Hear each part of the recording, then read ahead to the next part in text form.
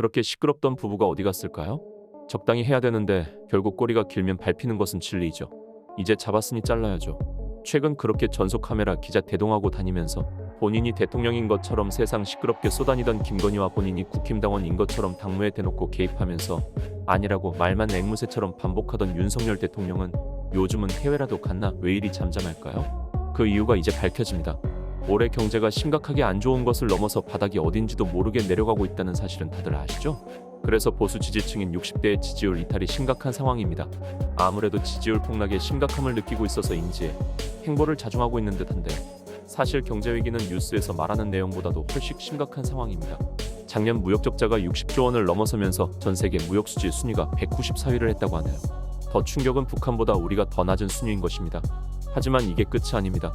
올해 1월달 무역 적자 126억 달러, 2월 10일 기준 무역 적자 50억 달러를 기록하면서 한국보다 이젠 외신들이 더 난리나서 한국의 심각한 위기를 보도하는 중입니다. 제가 뉴스를 만들 때마다 경제 위기 상황을 계속해서 반복적으로 말씀드리는 이유는 생각보다 아직도 잘 모르는 사람들이 많아서 최대한 많이 알리기 위해서입니다.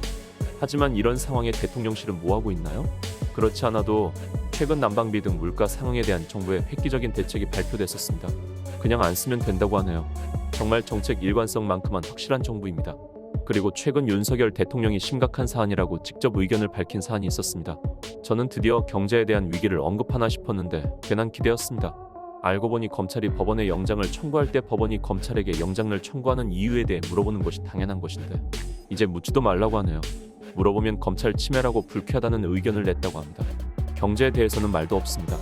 오히려 이재명 방탄하면 가만 안 둔다고만 하고 있습니다. 대통령실이 언제부터 검찰이었나요?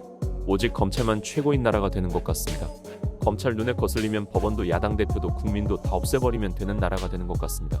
검찰 관련 내용만으로 뉴스를 만들어도 끝도 없는데 새로운 의혹이 있어서 또 말씀드립니다. 참 바쁜 한 해가 될 것 같네요. 작년 대선 토론 때 윤석열 손바닥 왕자 사태 이후 또 한 번 심각하게 의심스러운 의혹이 생겼습니다. 스스로 대통령 멘토라고 지칭하고 다니는데 대통령실은 한 번도 아니라고 말하지 않는 천공 관련 의혹입니다.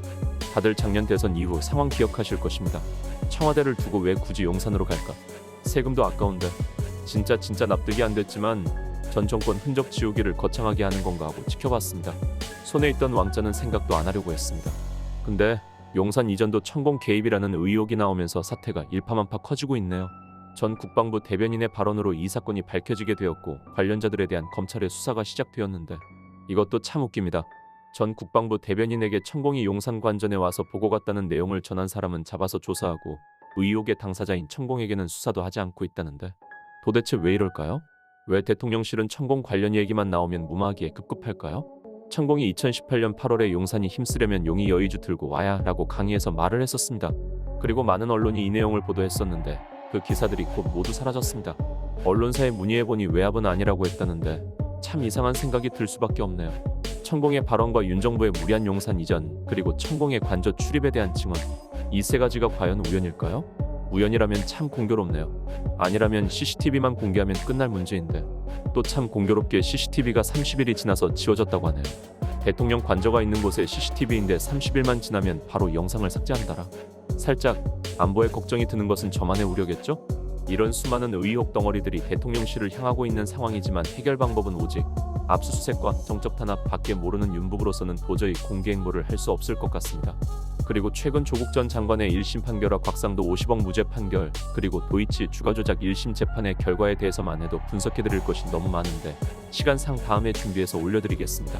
진짜 뉴스거리가 너무 많아서 한편으론 고마운 정보입니다만 저는 웃으면서 만들 수 있는 좋은 뉴스만 전해드리고 싶네요. 오늘 뉴스는 여기까지입니다. 시청해주셔서 감사드리며 조금이나마 도움이 되셨다면 구독과 좋아요 한 번씩만 부탁드리겠습니다.